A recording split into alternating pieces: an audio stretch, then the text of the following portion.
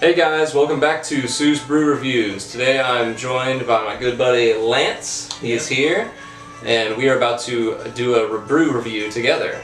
So we got a new one for the channel, but not a new brand. This is the Rogue Shakespeare Stout Nitro. Reviewed their chocolate Nitro Stout many moons ago, and it was really, really good. So the expectations are pretty high for this one.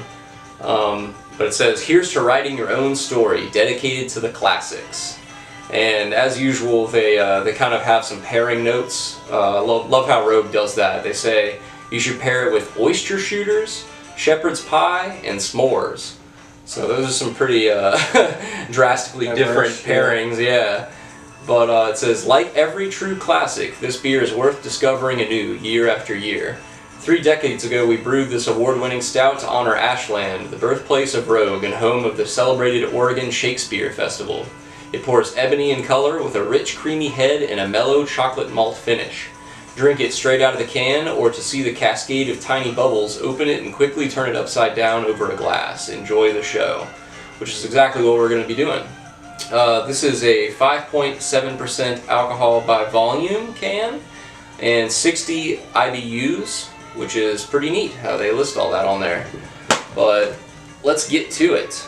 Alright, Shakespeare on the front. Yeah, it's super classy looking with this black and kind of like dark gold finish. Looks really neat. But anyway, let's tump it out.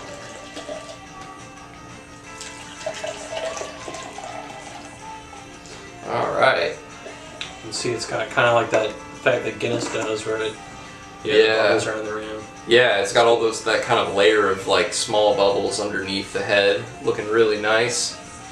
Yeah. And I mean, it's super dark. I'll give it that. Yeah, let's take a smell. Okay.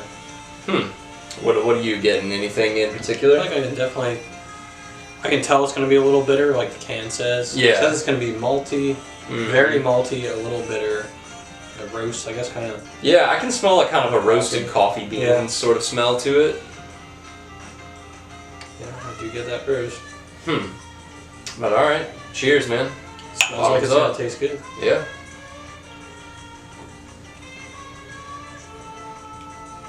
That's about right. I definitely malty. Yeah, it's super malty. I do really like it's kind of dry. It has like a kind of dry mouthfeel to it almost. I get that after like on the back end. Definitely like an imperial stout or something. Yeah. This isn't one, but it's. I do really like the nitrogenated like quality. It makes it really smooth. Like that's why it's so smooth. Yeah, it's super. I think you get more of the chocolate on the back end of it. Yeah. And it's not like milk chocolate like their like that other nitro stout that they have. It's definitely more of a dark chocolate, and it's leaning towards like the coffee grounds. It's like coffee grounds mixed with dark chocolate to me, but it's not overly bitter either. No. It's not so bitter that I couldn't like finish it. You know, there's some beers that if it's too bitter, then I'm just like, ugh, I don't enjoy drinking it. But this one I definitely enjoy. I'd say it's pretty solid. It's somewhere in between like a darker sort of stout and like a Guinness to me. I mean, yeah, it's definitely got that mouthfeel kind of to a Guinness, and the smoothness, but it is a little bit. It's more bitter. Yeah, a little bit. But this one, I mean, it's super drinkable. I could easily get one of these like and drink it every week. Like this is a good beer. Definitely. I mean, I can see how it would pair pretty well with like shepherd's pie or s'mores, especially s'mores to me. Like this seems like a desserty beer, but it's not sweet either. It doesn't really have a lot of sweetness to it.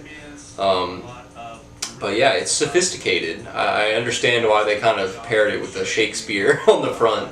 It is a classy beer and a really good example of a stout, I'd say. Yeah. I don't know. I got. Yeah, this is a really. I would definitely recommend this to people who haven't had a stout before, just to like see if you like it. If this is up your alley, it's a pretty basic. Not basic, but it's pretty much like the standard for me for like stouts, like what they should taste like. There's no like weird flavors going on. Yeah, it's just as they describe. It's got the malt, it's got the coffee, a little bit of chocolate, and that's pretty much what you'd expect from a stout. So I like it.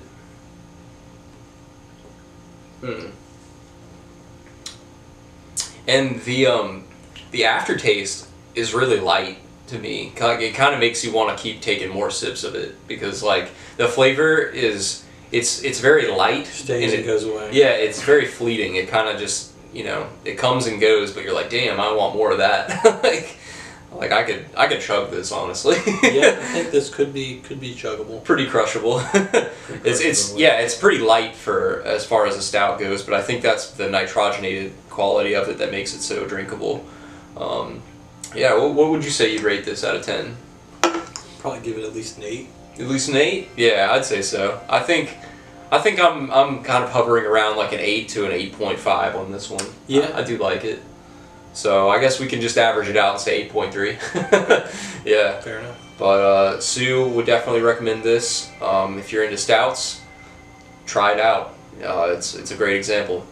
But anyway, thanks for joining us again on this episode, and we will see you next week. And check out the stream, Monday, Wednesday, Friday, 4 to 10. All right, peace. Thanks, Lance. Thanks for being on the show. Thanks for having me. Yep, pretty good.